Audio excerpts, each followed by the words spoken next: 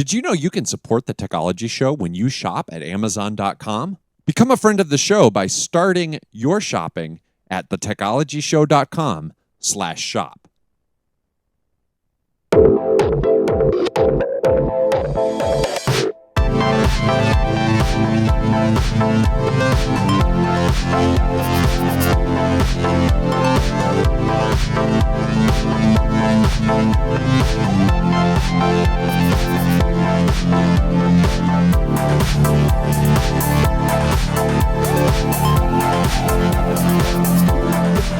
It's Tuesday, March 25th, 2014, and live from rainy Pickens, South Carolina, this is the Technology Show. I'm Matthew T.G. I am Heath Mulliken. And I'm Tony Casey.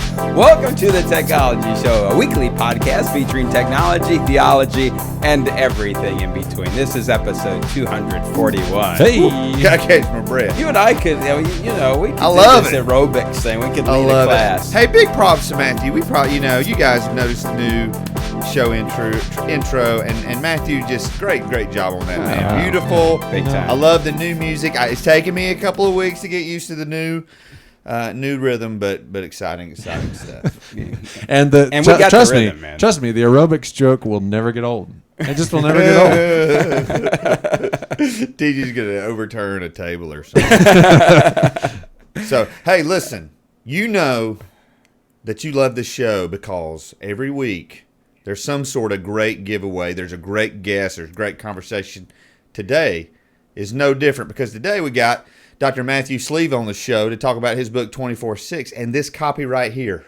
Right there. This copy, pristine. I read the Kindle version. So we got a physical copy of his book we're going to be giving away. If you go to, right there's the link, Technology/giveaway. And here's another thing we want you to do. We appreciate all of these authors. They come on, they give us their time, they give us their insight, they give us their expertise.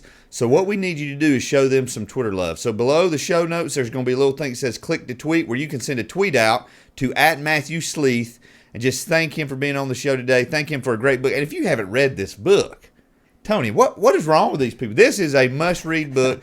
Very convicting. Well, I hate to trash our viewers. Right. There's nothing wrong with them. They just need to make time out to read it. Yeah, yes. All right, let's talk about our Amazon affiliate. Yes. So, hey, let's say that you're not blessed to be a winner. Hey, that's all right. You can still go to the Technology/shop, our Amazon affiliate link, and you can buy the book, and we make a commission. This week, the purchase of the week, there was no purchase of the week. What? Oh, man. But that's all right. We're still here. Tony's lights are still on. He did have to buy some extra firewood for the fire. But hey, again, if you use Google Chrome, go into their wherever you get extensions, and it's the Technology Show extension. That way you don't even have to think about it. You just do your regular browsing, go to Amazon, boom, right there. You help the show out because you're ordering stuff. You're ordering your vitamins and you. Our next big revolution needs to be to have Zach. Was it Zach? Yeah, Zach Burnham. Zach Burnham. To create it like where we can put people on auto subscriptions of stuff, and instead, when you install this, if we feel like there's something you need to have, especially weeks like these when there's 0 downloads of the week, it just automatically gets shipped to you. That'd be nice. Let me just go ahead and say automatically purchase for people. Yes, that would be awesome. Actually, no. I was going to confess something. I've decided not to confess it. I'll say that for later. You don't want to be used against you in a court of That's law. exactly right. All right. Well, as Heath said earlier, we want to welcome Dr. Matthews Leith to the show. A former emergency room physician, Dr. Matthews Leith felt like he was straightening deck chairs on the Titanic, saving a patient at a time while the whole ship, Earth, was going down. Together with his wife and 2 children, he began to bring his lifestyle in line with his values, cutting back on their fossil fuel by 2/3 and electricity use by 9/10. Following a new calling, Dr. Sleeth resigned from his position as Chief of Medical Staff and Director of the ER to teach, preach, and write about faith and the environment throughout the country. Dr. Sleeth, welcome to the show. It's great to be with you. Okay, so now we need to start out with a tech tip. So in our pre-show, You were telling us something you discovered about the calendar on the iPhone. No, the calculator. A calculator, yeah. Sorry about that. Yeah, the calculator. Not the calendar, the calculator on the iPhone. Right. It was that if it's in the vertical position, it's really more. It's just an adding machine. But if you turn it sideways, you get a technical calculator, and you can do square roots and all that sort of thing. And it was just discovered by accident. And so I've taken great pride in showing people coming up and turning it to the side and amazing my friends. But maybe there's a theologic thing there that if we just turn ourselves 90 degrees, we can get a fresh look on life, the Bible, you name it. There you go. Yeah, and then you told us if you turn it upside down, it gets you out of debt. Is that right? Yeah. It's like playing country music backwards. You know, you get out of prison, you get your dog back, all that sort of thing. The thing I like about the scientific calculator on the iPhone is that it finally gives me a chance to get out the bifocals because the buttons are so small. That's my particular favorite. All right, listen, we had you on the show to talk about your book, 24/6, a book that we're running into a lot these days. Yeah. Even in our own denomination, all of us are Wesleyan pastors, and there's been a huge push in our denomination, especially for people in ministry. Before we get into the first section of your book, at one point you say, as you're just opening up, honoring the Sabbath is not only an act of faith these days, it's an act of courage. Put that in context for us. I mean, why do you say that? Well, I say that the Sabbath keeping is an act of courage because, you know, we just tend to go along with culture. That's what's easiest. And culture right now goes 24 hours a day, 7 days a week. And we can buy a car at 3 in the morning. We can go to class at 3 in the morning. We can have a 3-minute egg in 30 seconds, these days. Yeah. And so to step out of that always-on world into a Sabbath, into a rhythm that the Lord established on the seventh day of creation, is to go against culture, and that takes some strength. It takes courage, I think, sometimes, and it takes thoughtfulness, and it's just. The book came out about 1.5 years ago, and it's, when you write a book, you learn something, but when you get the blessing and the opportunity to teach something for an extended period of time, you really begin to learn. And I've learned that there is no shortcut, if you will, for keeping a Sabbath, and I'm beginning to see the fruits of it when denominations such as yours take this up. And really take it to heart. What you see is spiritual growth. That's what comes from being courageous, I think, and doing things that are countercultural.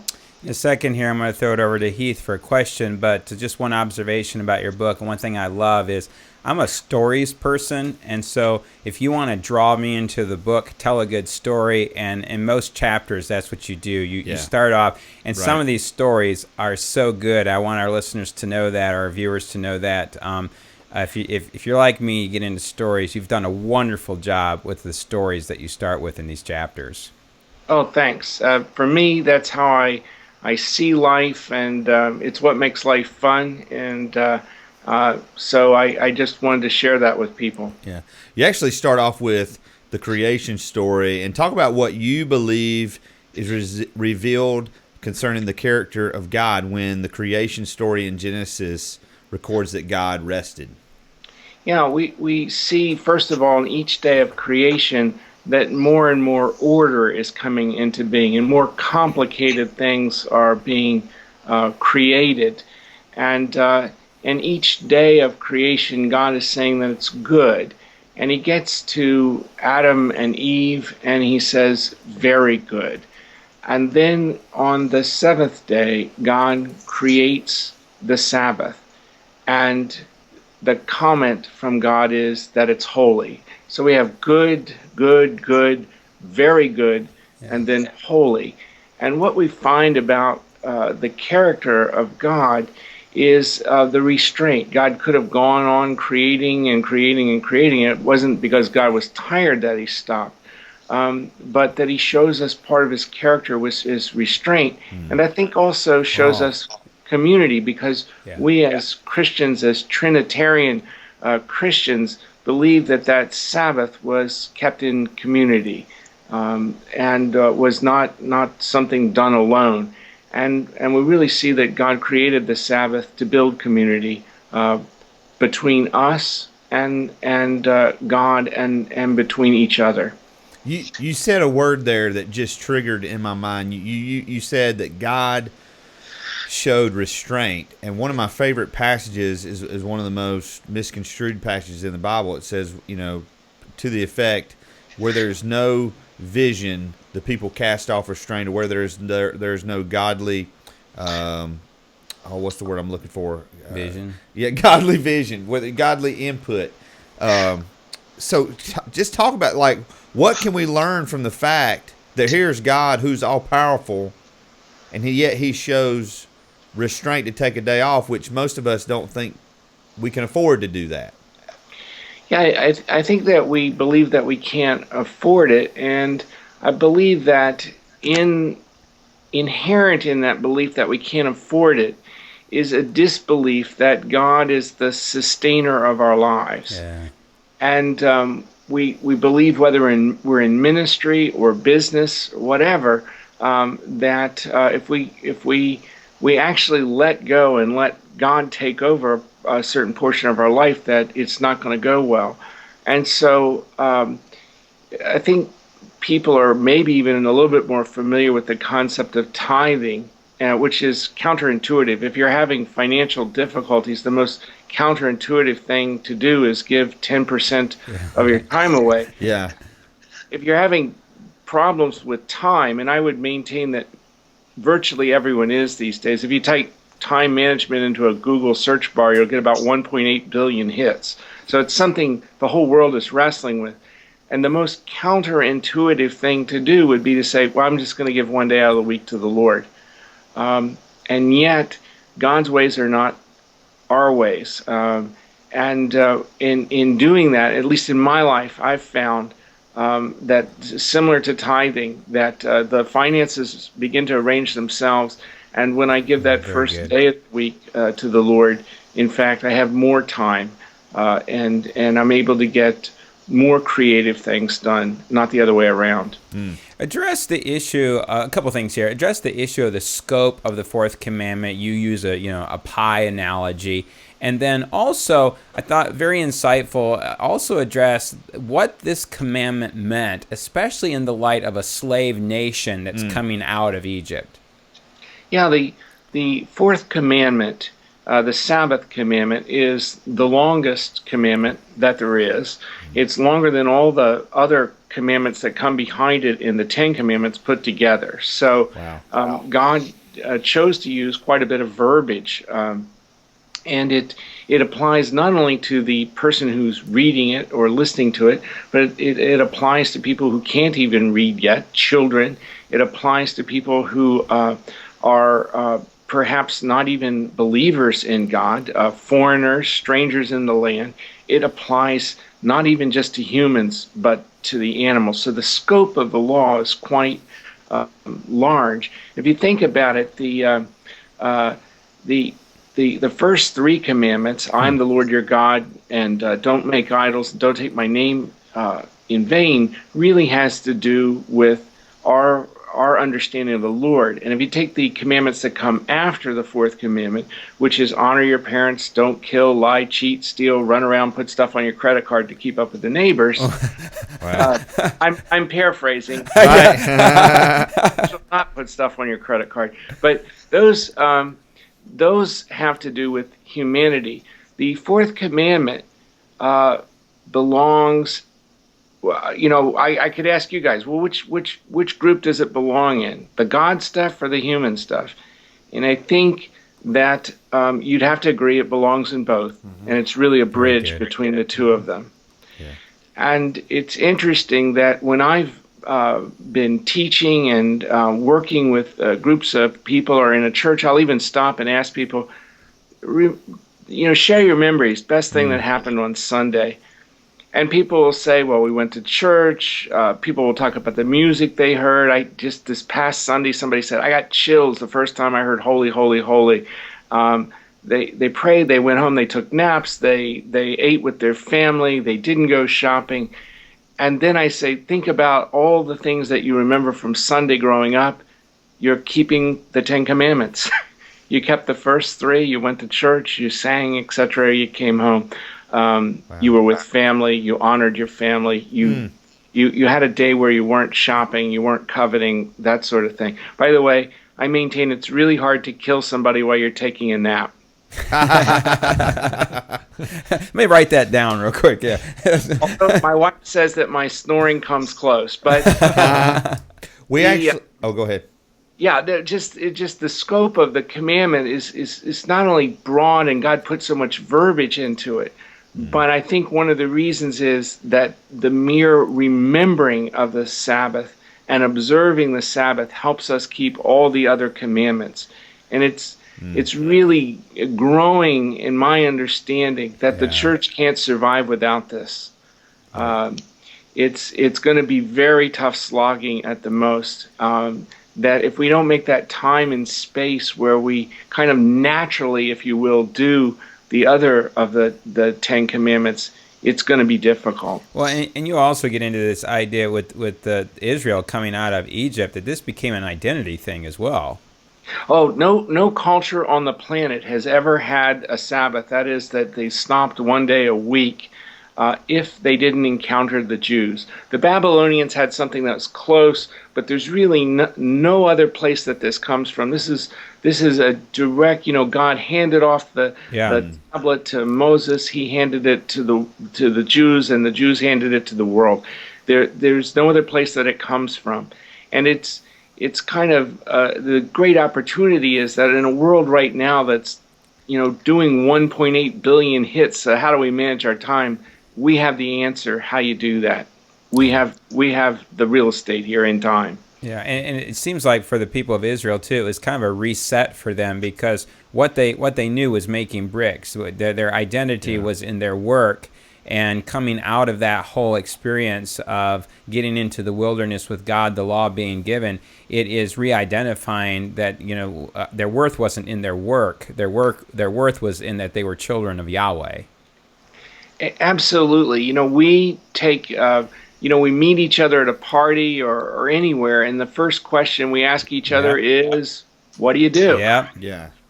And I think in that saying that I'm a child of the Lord, and the Lord wants me to stop one day of the week, we say not what we do, but who we are. Yeah. That's our identity. So I really like that you pointed that out. One of the ways you challenge your readers is by saying, and I quote, "The purpose of work is to live and glorify God. One of the ways we do that best is by remembering the Sabbath and keeping it holy." Take some time and unpack that statement. Well, I work 6 days a week for the Lord, and folks, no matter whether you're teaching children or running an auto repair shop, whatever, you're working. You can work for the Lord, but that seventh day, that day that I stop and I rest, and I'm just a child of God. It does a couple things. First of all, it makes the work better, because there's a contrast. There's a kind of a rhythm that makes sense. And the work makes the rest better. If we just rested every day, that wouldn't be any good. And so it's really the contrast, and we see that in the opening chapters of Genesis, that's what God did. He worked, and then you sit back. And I have to say that of the jobs I've done in my life, one that I did for 7 years, before I went to medical school, I was a carpenter. And my favorite thing was, at the end of the day, you clean up the job site and you sit down and you look at the work. And, if you frame the house up that day or you've trimmed a room out, there's just this sense of, I've accomplished something. Right. It's great. I can enjoy it, and it's beautiful. If you just charge right off and you don't enjoy the work gets old and stale really fast. And so I think we all need that, a time where we have this day of rest, but imagining what the next week will be like, even, and how we can even do it better. Psalm 90 opens with a reminder. God is in the business for eternity. He has always been and always will be. And if we want to know him better, we had better develop a perspective that sees beyond our short horizon. How can seeing God, or seeing time as God sees it, help us remove ourselves from lifestyles that in our culture, and especially I see this in the church, that just remove us from Sabbath?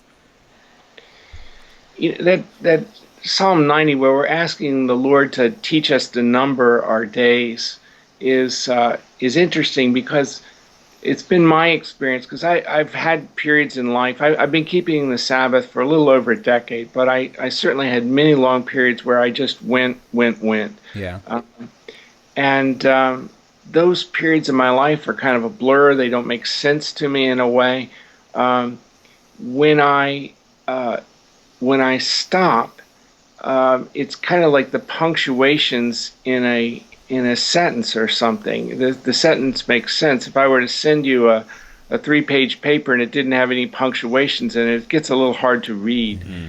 And it's the same, I think, with our life, that when it's just all a blur, it's hard for us to understand. And there's a lot of people that say that civilization was really built around leisure. It's not built around work. It's when people actually have the chance to stop and reflect that you begin to get real growth in civilization. I think that's a gift from the Lord to the world. And I kind of worry what's going to happen if we just crank it around the clock 7 days a week.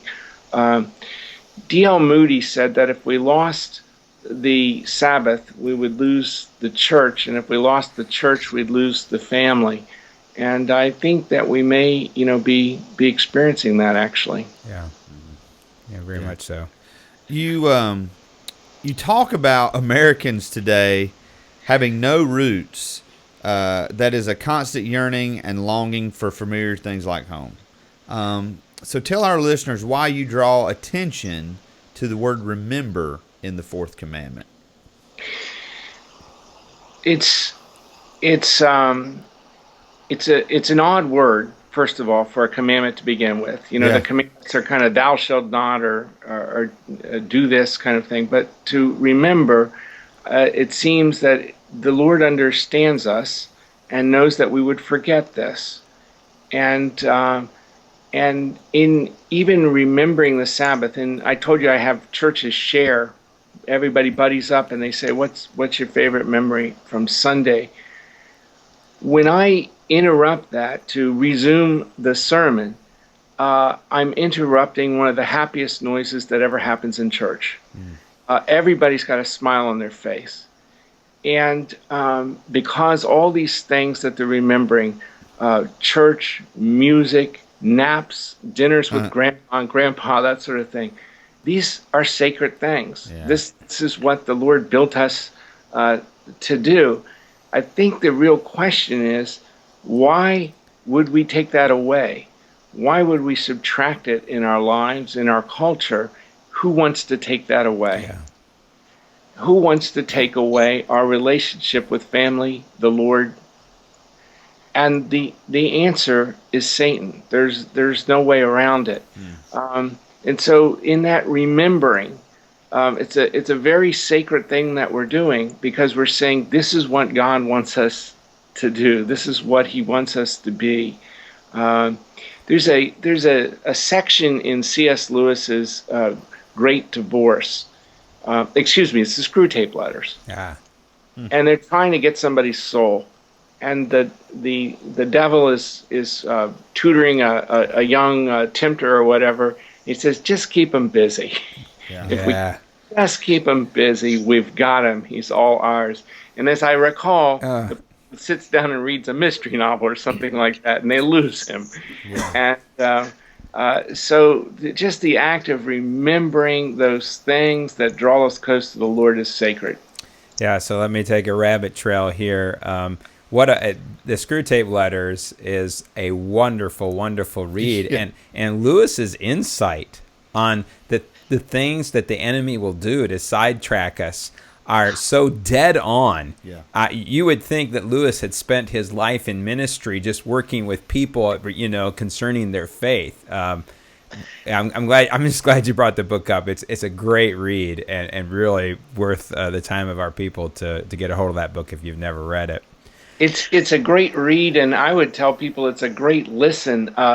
John Cleese, the British comedian, actually narrated the Screw Tape Letter and read it, and it's fantastic with his inflections and his personality put into it. I have to check that out. So this question is way off script, something not prepared, but just something that's rolling around in my mind.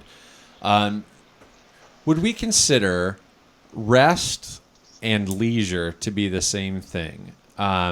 I feel like I was looking at Bureau of Labor Statistics, and on average, we have about 5 to 7 hours of leisure time every day. How is that different from the kind of rest that we're talking about here in this conversation? That's a great question. I think they're related, and if you don't mind, I'll draw an analogy. Sure. It's kind of like the difference between eating and being satisfied. I can show me chips and dip, and I'm telling you, it's not a pretty sight. I just off I go. But no matter how many I eat, it's not the same as sitting down to a great meal with a family. Good. And leisure is time where we're not working and we may be watching the screen or whatever, but it's not the same as coming away and feeling rested. And the Sabbath is really about rest. Yeah. It's about a much deeper fulfillment. And it's the same, again, as the analogy Jesus uses with, you can be thirsty and you can get water, but when you drink of me, you're never thirsty again. So they're related, but only slightly. I think that's a fantastic way of putting it, because I can see some people coming to me and saying, I have time off. I have a little bit of time every day, but I'm using that. I'll take that with me. Yeah. You at one point in the book, you talk about the percentage of students leaving the church. We actually, our podcast 2 weeks ago was dealing with this very issue. We had Kara Powell on to talk about her book, Sticky Faith. And as you deal with that, you say at one point, one reason is that most children do exactly what they are taught, and they see their parents worshiping many lesser gods. So our question to you is, how do these lesser gods sneak into our lives, and how can we guard against them? I think that the lesser gods can be work, careers, that children see, what we'll put into a career. They can be our homes and our neighborhoods. They can be sports. And when a child sees more time, effort, money, and sacrifice, and more enthusiasm and joy derived by those lesser gods, that's where they're going to go. Yeah. That's what they're going to go after. And you can think about the time and the energy and the sacrifice and the enthusiasm and the joy that people derive from those lesser gods. I won't name what they are. Sure. Right. And think about, man, if I saw that down in church, if I saw that about the Lord, what would that look like? And what would that look like in our family? Kids are smart, and they go with what the major lesson is. Yeah. And often the major lesson is not Christ. Yeah, one of the things we've talked about in this show is in the research of Christian Smith and Melinda Denton in their book Soul Searching. One of the things that Christian Smith said is, there are always exceptions to rules, But he said what their research shows them is, as parents, we pretty much get what we are. And I think it just goes to underscore the point that you're making here on this whole issue of lesser gods. Mm-hmm. I was a youth pastor for a long time, and the question we always got and the tension we always faced was Sunday sports. And people were like, well, that's just the culture creeping in. And what I'm starting to think now as a parent and having friends with kids the same age as my kids is that, to me, the Sunday sports is not the problem. It's a symptom of the problem, and that is it's not a big. It's an issue that your child is traveling away for this tournament and they got to play on Sunday. But what about the 20 hours a week they're spending on their sixth grade volleyball team? And so, like, to me, this whole thing is we're teaching. I don't know, man. I just really. I have no idea what you just asked me. Like, but you know what I'm saying? I feel like we've said, well, you can't play. You shouldn't play sports on Sunday, and to me, that's not the Sabbath comes about of how you spend your other 6 days of the week. Does that make any sense? You understand? Am I way off on this? Go ahead, Matthew. Get him.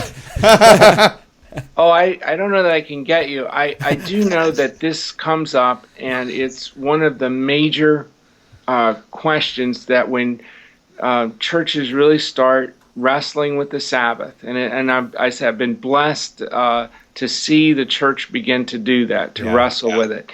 That this is one of the major questions that comes up, and I as I read through Scripture.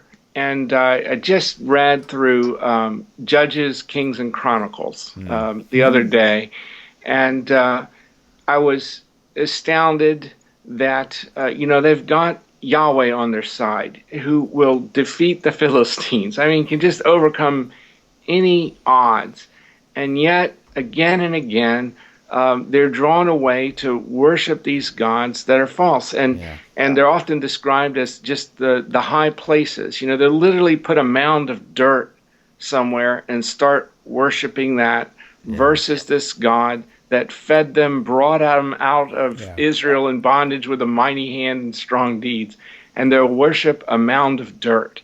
Why in the world would they do that? And then I think, well, we've got people that are willing to worship a little ball this big around and this big around, and so it's not so much Baal worship as ball worship. It seems like some of these times, and I think for some people they really have to make a choice. Where am I going to attach my hope in life, and where am I going to derive my joy? That sort of thing. Lord knows that Americans as a group could use more exercise. We really could all go for a big walk. There's no doubt about it. But if we look at history, and as Wesleyans, and can I speak just as a Wesleyan here for a moment? We view our faith through that quadrilateral, and so we use reason and our experience and history to examine Scripture and to try to get answers. And if we examine Christian history over the last 2,000 years, we find that you can find out what the major deity is in any city in the world throughout history by looking at what's the most expensive building used the fewest number of days. And so if we went to 8th century BC Athens, you'd find the Parthenon, most expensive building maybe ever built in some ways, and used 4 days a year to worship Athena. If we go to 12th century Europe, we're going to find a cathedral. And I'll leave it to your listeners to answer that question. What's the most expensive building in most cities? Used the fewest number of days these years. That's probably the major deity that we're dealing with. Wow. You give a great example of your family's Sabbath routine, and for many churches and pastors, Sunday is a full day. Yeah. How, as a pastor personally, how can we make sure that in planning good things that we don't lead people away from Sabbath rest? That's like most pastors, I'm in a church on Sunday, and this past Sunday I actually preached in a Baptist church, but then I taught a group of Wesleyans in the afternoon, and then another in the evening, actually. And so it was a very full day with work. And although that's work that I love, it's not the same as rest always. And I think when we have those people coming in from other jobs, and we're giving them committee meetings and that sort of thing, it can really get to be work. Yeah. I don't know what the answer is to all this, but I've been greatly encouraged by churches studying this together and grappling with those questions. I know one church, which is a Methodist church, Centenary United Methodist in Winston-Salem, that many small groups studied about the Sabbath. They read 24/6 and everything. The result of that is they have no meetings on Sunday anymore. And the church is still going. So I don't know how to get people there, but I know that we should honor that rest on that day, and I leave it to the church and the Holy Spirit to wrestle with that and figure it out. I think for the purposes of this show, so much of our viewing and listening audience are people in ministry. I think where we have to wrestle, Matthew, is at this point of what does it look like? I mean, for the 14 years that I pastored, I have painfully had to admit that I just didn't practice Sabbath. Right. Sunday was the day. If you wanted what was the day that had most pressure? What is the day that I worked myself ragged? It was Sunday, and I'm going to tell you, by 8 o'clock on Sunday night, you could wring me out like a wet rag. And so much so that Monday mornings were downers. I mean, you're just trying to come off of what I appreciate about your book and what I appreciate about my own denomination is where we are really wrestling is at this point, what does this look like for clergy? Because we're not exempt from this, and we need it. We're not, and I'm going to share with you, and I God forgive me if I'm wrong, but I don't think she would mind me sharing it. Joanne Lyon sent a note to my wife and I recently that she's been struggling with this for a year or so. How could she get a Sabbath into her life? And she just managed to do it for a month in a row. And so you can see that people are really struggling with this. I don't have all the answers, but I have a suggestion. And I think that what I've seen is when clergy get together, and there's at least 2, 3, or more, and we bounce this back and forth. How can we do this? We begin to come up with some answers for it. And it's the Sabbath is not something you can do in isolation. It was given to build community. And as pastors, folks need to be in community with each other. And if all else fails, get down on your knees and ask the Lord to help. Yeah, no, very good, very good. So, Matthew, if you'd let me just kind of keep you on here for a few more minutes, because I'd like to kind of jump the tracks. One of the things that I have found out about you just through some research for this interview is you take creation care seriously, and I think that one of my convictions over the last decade has been in this area that in the evangelical movement, we've not done a stellar job. And as a matter of fact, what we have said, maybe it wasn't said explicitly, but implicitly what we've said is, well, the liberal theologians take care of that kind of stuff. That's not our bailiwick. Would you take a moment just to talk about that? Why is this a concern for you, and why should evangelicals be concerned about it? Great question. I am evangelical. I believe in the Bible as the revealed Word of God. I believe in a judgment day. and I know all the modern theories of deconstructing Scripture as well. But I arrive at that evangelical view, right. And I believe that it's incumbent upon us to share that with other other people.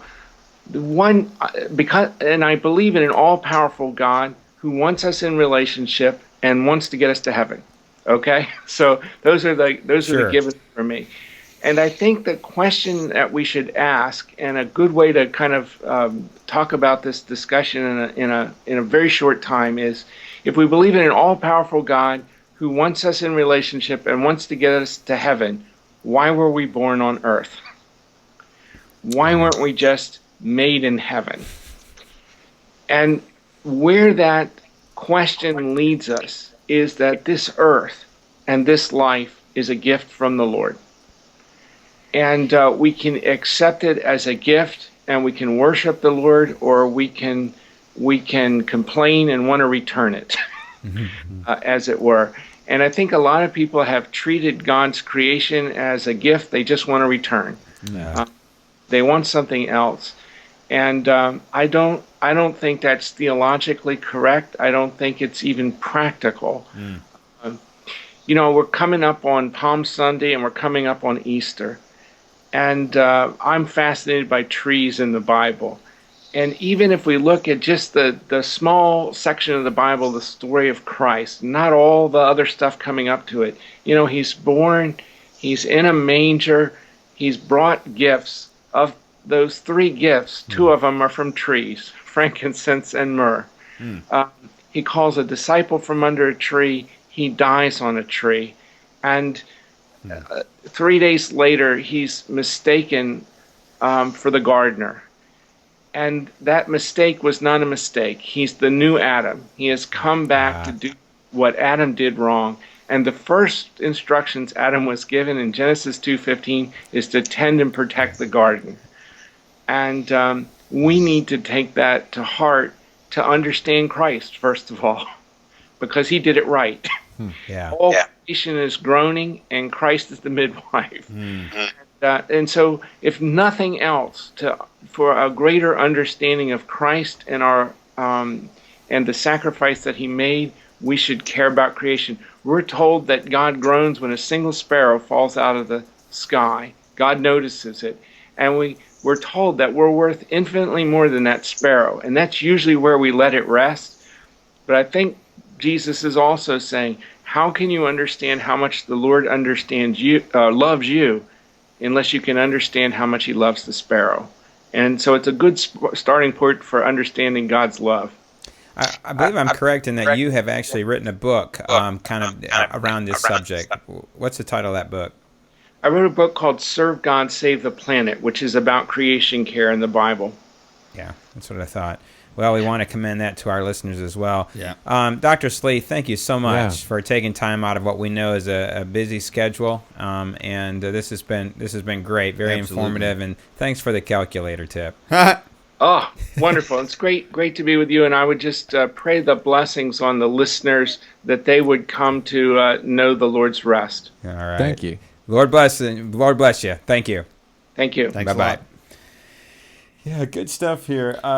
Heath, I'm sure you thought of it when you were reading the book as well. And this is always a big issue with me in terms of what does this look like in pastors' lives, right? And how do we practice Sabbath? One of the things at one point I approached this kind of simplistically to say, well, okay, you take Monday off or you take Friday off, which I think is a solution. But when he gets into this idea of how the Sabbath reaches into our commitments to God, and this commandment, how it pertains to those first 3, but then it pertains to our fellow man, and the idea of not only rest, but then community, how community is drawn into that. Right. If my Sabbath day is different than my family's Sabbath day, and you almost feel like something is missed in that. Yeah. Well, and I think we've often mistaken Sabbath rest for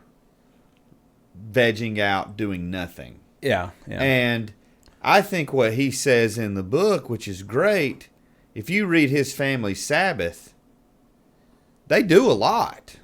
It's just what they do intentionally. Yeah. And that encouraged me more than anything, is he's saying, man, your Sabbath rest, it should give you life. It should breathe life into Oh, you. it's almost like a recentering every week. Right. And so I've struggled with that because there were times where I would take Tuesday morning off and Thursday afternoon and just and what really I've found in the last I'm reading this book at a great time in my life, just that that recommitment to what Sabbath is, to not just resting but hobbies, but finding godly hobbies that bring me life, and it breaks my routine. I don't count this as my Sabbath day, but this is definitely one of those things. One of the conversations in the chat room that I was having with Paul Tillman, another pastor, was, and this goes back to the kind of the question I was asking Dr. Sleeth is, a pastor, we can plan Sunday because if we need to, we can sleep in Monday. We can take Monday off, but our people can't. Most of our people are working, and so they don't have the option of Sunday not being their Sabbath. And so it's just that question of how do we plan a Sunday not that it can't be full of activity, but activity that brings life. Our denomination is really pushing this book, especially with clergy. So there are going to be some great conversations that surround this. Yeah, man, I've been hit with a moment of conviction on something, so I'll be thinking for a little bit about this interview. I know what point. It hit me. It hit me just like it hit you. I know exactly what you're talking about. Okay. It's like. Oh no! Yeah, and I think he has a point. Yeah, I think he does. Yeah. Oh man. Yeah. And Heath hit it there on the head too. Yeah. So listen, now it's time for Download of the Week. Yeah.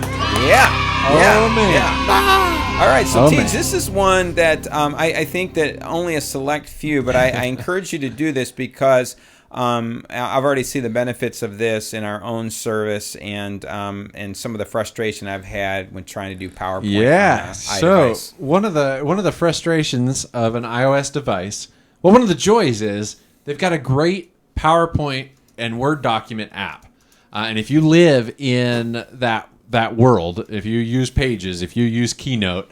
You love it. You just love it. Yeah, it's amen. good stuff, especially Keynote. Yes. I mean, if you're doing presentations, Love Keynote. If you're doing presentations, Keynote is fantastic. Now, it can't do some of the things that like PowerPoint can do. Like my wife, she she has this Jeopardy PowerPoint where she can play this game of Jeopardy using questions that she puts into PowerPoint, and it keeps score and all this, and it's doing all it. So Keynote can't do that, but it's great for just like get up in front of people. You have something to share it. Yeah. So they've built a fantastic iOS app that can mirror, when that's what we do at Golden Grove, mirror the display up to our displays in church using an Apple TV. It's great. It means I can run my own presentation. I don't have to ever say, hey, next slide, please. Somebody in the back gets stuck. I'm able to just keep right up with it on my very own. The frustration has been if you love fonts, and there's nary a thing that I love more than fonts. You're the font let me tell king, you. I tell you, you should see the font books on my Macs. They are overflowing with fonts. If you like to design and build things, that has a cohesive feel, and part of your joy is finding the right font that fits that. There's no way to put in a custom font, and so if you sent a Keynote presentation to your iOS device, it would just throw whatever was in there saying, hey, we don't have this font. Right. You can't do that. So these guys have developed this application called AnyFont that lets you install font profiles. It's a little hacky. I don't know how they figured this out, but it installs a font file on your iOS device. So 2 Sundays ago, while I'm presenting in church, I did it a completely different way. It was strictly from the iPad, directly from the iPad in Keynote to the screens, and I used custom fonts, and it was fantastic. So if you live in this world, if you live in this sphere of Apple, right, and you're looking, you've been faced with this frustration, this is the solution. It does cost something. I think it's like $2. They recently updated, and in fact, just this past weekend, they updated the app that lets you send a zip file of fonts to your device, and you can install a big old batch of them at one time, whereas for me getting ready for that presentation, I had 6 different fonts because there was bold and italics and all that. I had to go through and install all these things, and it was a lot of button presses to do it. But now you can just do a big group at one time. Great app. And this is what it'll look like when after they install it. So I'm not actually mirroring. I found just a screenshot. You can see, I think it's like a Dutch telephone company up there at the top. But Let me see it straight over there. It's too far for me to reach. Yes, there you go, Heath. Good job. Essentially you can email yourself a font or a zip file of fonts. When you go to click on it, it says, hey, we don't know what to do with this file. Do you want to open it in an application? And you say, open it with any font. Any font imports it. It lists the fonts there. You go through and hit them. It's going to zip you over to the system settings, and you're going to be installing a profile, which kind of looks a little scary. It's not something that you do every day on your phone. But you go through and hit install. It brings you right back to the Any Font app, and now you can present with it.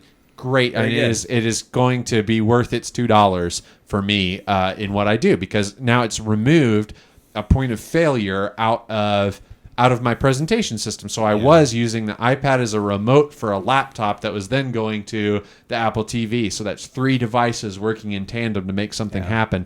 Now we're down to 2. And I absolutely. Yeah, some people, I think Paul Tillman said that he doesn't like the idea of running his own PowerPoint, but I've done it one time filling in for you. You do it all the time. I absolutely loved it because, again, it removes any kind of mystery. I can have that slide when I want to, and I even went back. I said, hey, remember when, and just hit a couple of swipes. And so literally with this, you could, on your iPad, you could develop the keynote and then mirror it right up. Yeah, and I did that. I actually did a couple of slides that way just to see, okay, how well is this working? Awesome. Like, so not only will it open the file that I already made with the fonts installed, but will it let me like make a new slide and use those fonts in that slide? Yes, it does. It is just wonderful. I'm super excited about it. I don't know why this hasn't been something that Apple's let you do. I don't know how this company figured out a workaround. And I have no idea. It sounds like you said, it sounds like a hack. It sounds a little. It is a little hacky, but Apple's approved it in the App Store. I mean, they've given the grace to this app, so go use it. Yeah. All right. Well, let's keep going here, and it's time for They Said It. Read my lips. Read my lips. I'm going to say this again. I've never taken steroids or HGH. I took the initiative in creating the internet. The Macintosh, of all the machines I've ever seen, is the only one that meets that standard. I'm not a crook. If you know what you're doing here, slide out. We were sitting in a Buffalo Wild Wings saying, what could we do for the serving community to show them that the church cares about them and that we're not judgmental? What if there was a website where servers could just sound off? They could just vent. And then the church say, it's okay, we get it, we understand. I think everyone knows there's a disconnect between the serving community and what's quote-unquote the Sunday church crowd. Lead pastor Chad Roberts of Christ Church in Kingsport, Tennessee, trying to address the issue of church people who are bad tippers. Source, The Tennessean. What is the secret sauce that holds a family together? What are the ingredients that make some families effective, resilient, happy? Turns out to be an astonishingly good time to ask that question. The last few years have been stunning breakthroughs in knowledge about how to make families, along with other groups, work more effectively. Bruce Feiler, who references studies that point to the importance of a family narrative as something that binds families together. Source, The New York Times. I have felt that my own communications are probably monitored. Wait a minute. You got to give this an accent. You got to do it. You got to do it. Here we are. Reset. Go. All right. Now I can't get it in Come my on, head. you can do it. I've felt that my own communications are probably... It's all right. Hold on. Just... Channel it. Channel it. I can't... Okay, just read it. I felt that my own communications are probably monitored, and when I want to communicate to a foreign leader privately, I type or write a letter myself, put it in the post office, and mail it. I believe if I send an email, it'll be monitored. former President Jimmy Carter, who believes U.S. intelligence agencies are spying on him, and he further believes the NSA has abused the argument that gathering intelligence is critical to Homeland Security. Source Yahoo News. That was Jimmy Carter and Forrest Al Gump. Gore. Oh, That was Jimmy Carter and Al Gore's love child right there. or Forrest Gump. It was much better pre-show, right? It was. You were Okay, awesome all during the right. pre-show. All right. Today I'm married, and I did indeed marry a white man. We have experienced a rich marriage, and our cultural differences have not proven to be hindrances. We enjoy our own preferences for different food and music, but ultimately know that in Christ we are much more the same than different. Our marriage works because we have sought to understand what the Lord says about our personhood and identity. What I found interesting about the research on segregated churches breeding segregated lives is they determined that those who pray and read the Bible more often were more likely to date outside of their race. Fascinating, but I'm not surprised. Trillia Newbell, and she talks about her interracial marriage, segregation in the church, and the power of the Word of God to break down racial barriers. Source, Christianity Today. So let me just say the whole Jimmy Carter thing, not the story, my impersonation. I was actually channeling Dan Aykroyd's when he used to do Jimmy Carter. Well, you did a on- great job when we were I'm sorry. earlier Sorry. doing it, so I was... All right, the Tennessean story, this is one Yeah. we've talked about, that church people have this reputation of being bad tippers. Yep. One of the nice things about this is some of the response they've heard from some servers, some are saying, you know what, that's not been my experience. Yeah. Good. Yeah. Yeah, so there's some... but it's also some do vent. See, I've been thinking about starting a website like this, but where, like, if somebody parks really bad or parks in the fire lane, you can take the picture of their license plate and upload it. Because that's like one of my pet peeves. Two of my pet peeves: Christians not tipping well, and people parking in the fire lane at Walmart. Just just leave that there. All right. Both are a sin. Well, if there's a fire, they'll be in big trouble, right? Yeah. All right. The New York Times story. Yeah. Say we're moving along quickly here. This is a wonderful, wonderful story. It gets into research, and this is a great article, especially on the heels of Sticky Faith with Kara Powell, because I see some similarities here. The importance of a family narrative. Yeah. These things that bind us and anchor us, and the importance of knowing our family story. So they, in the research, kids who could, as they were teenagers, actually recite things about their mom and their dad, where their mom was born, where their dad were born, what's their family story, what are the things that they share together, what are the traditions that we have as a family. That these are things that help to bind us together. There were things.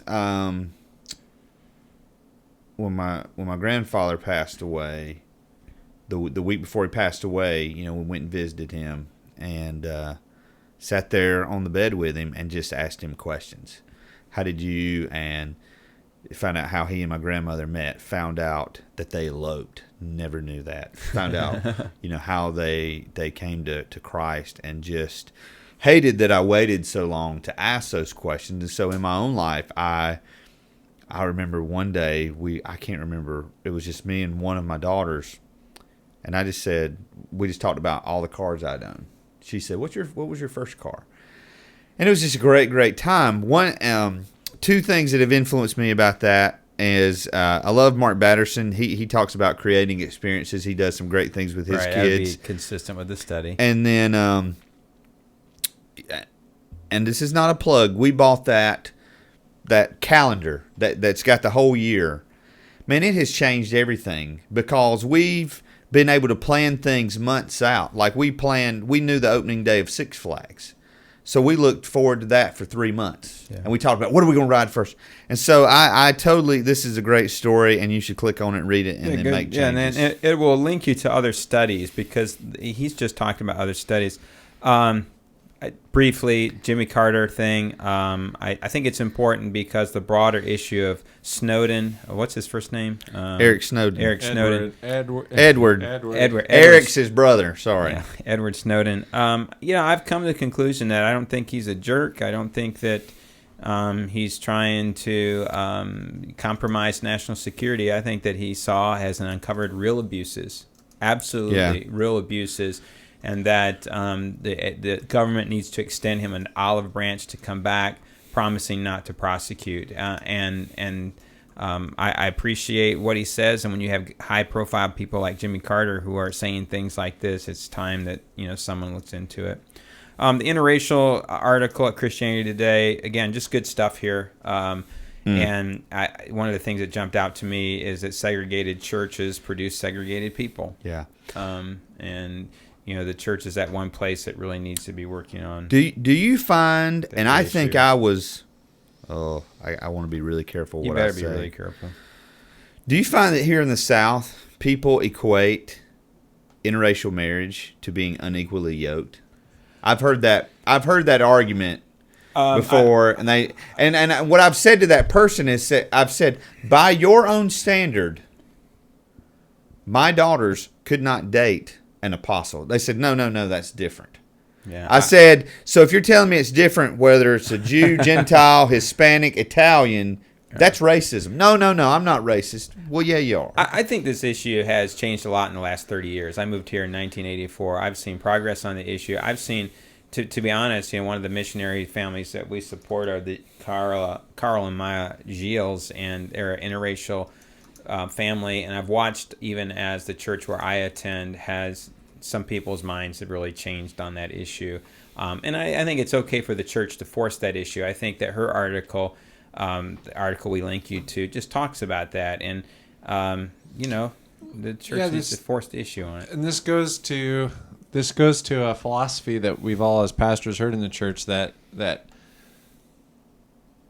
like the people we put up front, the people that very good we were wanting to have around. Yeah. And we don't. I think that's what that's a part of what she's getting to in this article. The church just isn't doing a great job of that. I look at my church, and you wouldn't walk in and say this is a multi-ethnic group of people. I got a chance to be at a multi-ethnic group of people church this past Sunday, and I was gone on vacation, and it was great. I mean, it's absolutely what the church should look like, because it's what heaven's going to look like. Now, here's what I did. I took we were doing some research for our church, and I did a demographic study.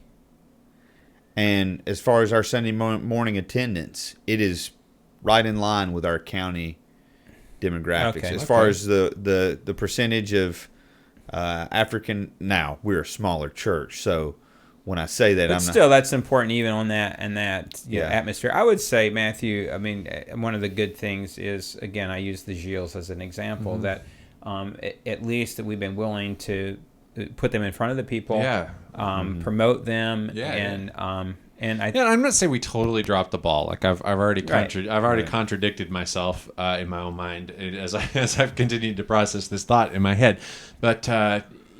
We could do better. I guess where I come from. Yeah. What I really love is, and maybe we don't talk about this enough, but maybe our thoughts on this subject are only on the surface. They're just at the skin color. But we have a gentleman in our church, Stan Glenn. He's one of our assistant pastors. Yeah. And when he preaches, he's African American, and when he preaches from a different experience than me. Right. He preaches from a different culture than me. And it's great. I have him preach, not because he's just a great preacher, but it's great. It adds to the cultural diversity and absolutely. The people. Yeah, absolutely. I know it's Stan. Hey, real quick, talk about our giveaway that people can register for, and then talk about our next giveaway. Yes. So here we go. 24/6, the book we've been talking about on today's episode. Go to Techology/giveaway. Or the techologyshow.com/giveaway. Either will get you there. Just remember, it's techolo.gy/giveaway. That's how I remember it. That's how I do the link shortener. This is a great book, and you can enter. You've got all week to enter as often as you like. And then we're going to follow that up with this giveaway. That's right. Next week, let me get the one that doesn't have. These are both autographed by Devin Brown. And this is a book called A Life Observed. It's a spiritual biography of C.S. Lewis. And great book. These guys, Tony and Matthew, are big C.S. Lewis fans. They've got me more involved in C.S. Lewis. And yes, he's smoking a pipe on the cover. So we'll be bringing our... I'm just kidding. But So I'm telling you, we're loaded. So this week we're giving away 24/6. Next week we're giving away not one. Did I mention? Two copies. Two autographed copies. Two autographed copies. Wonderful book. If you're a C.S. Lewis fan, you are going to really appreciate this book. What he does is, you know that for Lewis, one of the major themes of his life was this idea of joy. He addresses it in his biography, Surprised by Joy, and that's not a person, but joy is this thing that keeps creeping up with him, and what he believes, after all, is that it's a reflection of eternity, it's a reflection of God, it's a reflection of the ultimate reality, and so Devin Brown follows that, and so his whole biography is kind of tracking that, and then he's going to bring in books that you're familiar with that Lewis wrote. Wonderful, wonderful read, and you'll learn more about Lewis in the process. And let me just throw two more, pluses about this book. Devin Brown, PhD from the University of South Carolina. Okay, not Clemson. But read this quote. Sometimes you overlook the endorsements on the back. So here's an endorsement from Walter Hooper. Who is Walter Hooper? C.S. Lewis's personal secretary and editor. Here's what he said: "This book has the essential quality of a biography. It's reliable." So, my biography that came out several months ago. There's only one living relative of Lewis still alive. It's his stepson. His stepson writes the foreword for this book. Yeah, so and endorses this. So we cannot hype it enough. It'd be a great interview. Hey, listen, if you want to do further research on anything we discussed today, you can find all the links to the stories we covered at our website, thetechnologyshow.com. If you want to send us a message or email, you can email us at thetechnologyshow@gmail.com. Or better yet, if you'd like to leave us a voicemail, you can call 3049-TEOLOGY. That's 304-986-5649. Leave us a message. We may even play your comments on the air. As always, thanks for joining us. Goodbye, everybody. Goodbye. I can't wait to see you again.